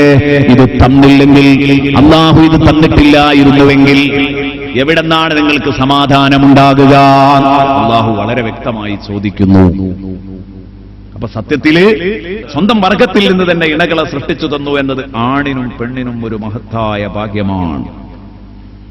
ആ മനുഷ്യന്റെ സ്വഭാവം അറിഞ്ഞ് പെരുമാറാൻ മനുഷ്യനെ സാധിക്കും. അപ്പൊ ആ രൂപത്തിൽ തന്നെ മനുഷ്യന് അല്ലാഹു റബ്ബുൽ ഇസ്സത്ത് അതിന് സൗകര്യങ്ങൾ ഒരുക്കി. അസ്വാജ്, അവിടെയാണ് ഞാൻ പറഞ്ഞത്, ഇണയും തുണയും പരസ്പരം സ്നേഹിച്ചും സഹായിച്ചും സഹകരിച്ചും പങ്കുവച്ചും ജീവിച്ച് ഇണയും തുണയുമാണെന്ന് തെളിയിക്കുന്ന ഭാര്യ ഭർത്താക്കന്മാർ. അല്ലാഹു നമ്മുടെ കുടുംബത്തെയും നമ്മെയും അങ്ങനെ ആക്കി തരട്ടെ. അല്ലാഹു ഇവിടെ മാത്രം സന്തോഷം തന്നാ പോരാ, നാളെ സ്വർഗത്തിൽ സന്തോഷപൂർവ്വം ഭാര്യയും ഭർത്താവും മക്കളും ഉമ്മയും വാപ്പയും ഒത്തുകൂടുന്ന സൂറത്തുൽ റഅദിൽ അല്ലാഹു പറയുന്നു. അതുപോലെ നമ്മുടെയൊക്കെ കുടുംബത്തിന് അല്ലാഹു മാറ്റിത്തരട്ടെ. അല്ലാഹു റബ്ബുൽ ഇസ്സത്ത് മാറ്റിത്തരട്ടെ. ഇവിടെ ഒരു കാര്യം നമ്മൾ പഠിക്കേണ്ടത്, പുരുഷനെ സംബന്ധിച്ചിടത്തോളം എന്തൊക്കെ ചിട്ടകളാണോ തന്റെ ഭാര്യയ്ക്ക് വേണ്ടി അവൻ ചെയ്യണമെന്ന് അവനോട് പഠിപ്പിച്ചത്, എന്തെല്ലാം ബാധ്യതകളുണ്ടോ ആ ബാധ്യതകൾ മുഴുവനും പുരുഷൻ പാലിച്ചേ പറ്റൂ. എല്ലാം പാലിക്കണം. ഹബീബ് പഠിപ്പിക്കുന്നത് നോക്കുക, എത്ര ഗൗരവത്തില്. മരിക്കുന്ന വഫാത്താകുന്ന സമയത്തൊപ്പിച്ചൊപ്പിച്ച് പറഞ്ഞ 3 കലിമത്തുകൾ വളരെ വളരെ ശ്രദ്ധേയമാണ്. സലാസു കലിമാത്തുൻ വല്ല യതകല്ലമു ബിഹിന്ന ഹത്താ തലജ്ലജ ലിസാനുഹു വഖഫിയ കലാമുഹു ജഅല യഖൂൽ അസ്സലാ അസ്സലാ വമാ മലകത് അയ്മാനുകും ലാ തുകല്ലിഫൂഹും മാ ലാ യുതീഖൂൻ അല്ലാഹ അല്ലാഹ ഫിന്നിസാ فإنهن عبان في أيديكم أخذتموهن بيحد الله واستحللتم فروجهن بكلمة الله صدق رسول الله. അല്ലാഹുവിന്റെ റസൂല് അവസാന നിമിഷമാണ്. എപ്പോഴാ? വഫാത്തിന്റെ സമയം അടുത്തിട്ടുണ്ട്. 3 കലിമത്തുകൾ നബി തങ്ങൾ പറഞ്ഞു. സലാസു കലിമാത്തിൻ വല്ല യതകല്ലമു ബിഹിന്ന ഹത്താ തലജ്ലജ ലിസാനുഹു. നബി തങ്ങളുടെ നാക്ക് ഇങ്ങനെ പിടക്കാൻ തുടങ്ങിയിട്ടുണ്ട്. നാക്കൊന്നും ലെവലിലല്ല, നേരെയല്ല വീഴുന്നത് എന്ന് പറഞ്ഞാൽ അവസാനം ഒപ്പിച്ചൊപ്പിച്ച് പറഞ്ഞതാ, പറയാൻ കഴിഞ്ഞിട്ടല്ല, ഒപ്പിച്ചു പറഞ്ഞു എന്നർത്ഥം. ഹത്താ തലജ്ലജ ലിസാനുഹു വഖഫിയ കലാമുഹു. ചെവി വെച്ച് കേൾക്കണം, കാതോർത്ത് കേൾക്കണം. എന്താ മുത്തുനബി പറയുന്നത്? സൗണ്ടൊക്കെ പതുങ്ങിപ്പോയിട്ടുണ്ട്. വഖഫിയ കലാമുഹു, ശബ്ദിച്ചെങ്കിലേ കേൾക്കുള്ളൂ, പതിഞ്ഞ സ്വരത്തിലാണ്. എന്താ നബി പറയുന്നത്? 3 കാര്യങ്ങളാ നബി പറഞ്ഞത് ഗൗരവപൂർവം. എന്താണത്? വഫാത്താകുന്ന സമയത്ത് പറഞ്ഞത് മറക്കണ്ട. അവസരോചിതമാണ് നിങ്ങളോടും പെണ്ണുങ്ങളോടും പറയുന്നു. നിസ്കാരത്തിന്റെ കാര്യം കരുതണേ, നിസ്കാരത്തിന്റെ കാര്യം കരുതണം. നിസ്കാരം ഗൗരവമേറിയ കേസാണേ. നിസ്കാരം വളരെ ഗൗരവമുള്ളതാ. നിസ്കാരം ഉപേക്ഷിക്കരുത് കേട്ടോ. നിസ്കാരം ഖളാ ആക്കരുത്, നിസ്കാരം ഉപേക്ഷിക്കരുത്. ഞാൻ ആ വയലിലേക്ക് കടക്കുന്നില്ല, കാരണം വിഷയം മാറും. വമാ മലക്കത്ത് ഐമാനുക്കും, നിങ്ങൾ അധീനപ്പെടുത്തിയ അടിമകള്, വേലക്കാരൊക്കെയുണ്ടല്ലോ, വേലക്കാരും ഇതിൽ പെടും. ഇതുപോലുള്ള ഒരു ആയത്തിൽ ബഹുമാനപ്പെട്ട മുഫസ്സിറുകൾ അത് പറയുന്നുണ്ട്. അന്ന് അടിമകളെ കുറിച്ചാ പറഞ്ഞതെങ്കിലും വേലക്കാർ, നമ്മുടെ ആശ്രിതരും ഇതിൽ പെടും. ഫലാ തുകല്ലിഫൂഹും മാ ലാ യുതീഖൂൻ, അവർക്ക് ആവതാകാത്ത പെരുത്ത കാര്യങ്ങള്, ആവതാകാത്ത ഹാർഡ് വർക്കുകൾ ഒരിക്കലും നിങ്ങൾ അവർക്ക് അടിച്ചേൽപ്പിക്കരുത്. ഫലാ തുകല്ലിഫൂഹും മാ ലാ യുതീഖൂൻ. മുതലാളിമാരെ തൊഴിലാളിമാരെ കൊണ്ട് പണിയെടുപ്പിക്കുമ്പോൾ കരുതണം, ലീവ് അനുവദിക്കാതെ തൊഴിലാളിമാരെ കഷ്ടപ്പെടുത്തുന്ന മുതലാളിമാര് ശ്രദ്ധിക്കണം. എല്ലാം ഇതിൽ വരുന്നുണ്ട്. വമാ മലക്കത്ത് ഐമാനുക്കും ഫലാ തുകല്ലിഫൂഹും മാ ലാ യുതീഖൂൻ. മനുഷ്യ സഹജമായി തൊഴിലാളിയുടെ ആവശ്യങ്ങൾ വകവെച്ചു കൊടുക്കണം മുതലാളി. കരുണയില്ലാത്ത ഹൃദയത്തിന്റെ ഉടമയാവരുത്, പോക്കിരിയാവരുത് മുതലാളി. പണക്കാരനാണെന്ന് കരുതി അല്ലാഹ അല്ലാഹ ഫിന്നിസാ. മൂന്നാമത് മുത്തുനബി പറയുന്നത്, നിങ്ങളുടെ ഭാര്യമാരുടെ കാര്യത്തിൽ നിങ്ങൾ പടച്ചോനെ പേടിക്കണേ. ഒന്നും കൂടെ പറഞ്ഞാൽ, നബി തങ്ങൾ വഫാത്താകുന്ന സമയത്ത് ഒപ്പിച്ചൊപ്പിച്ചു പറഞ്ഞ 3 കലിമത്താണിത്. അതിലേറ്റവും അവസാനം പറഞ്ഞതായി എന്ത്? അല്ലാഹ അല്ലാഹ ഫിന്നിസാ. ഓ സഹോദരന്മാരെ, ഭാര്യമാരുടെ കാര്യത്തിൽ പടച്ചോനെ പേടിക്കണേ. പെണ്ണുങ്ങളെ കഷ്ടപ്പെടുത്തി പടച്ചോനെ ഒരു നിലക്കും കോപിപ്പിക്കരുത്.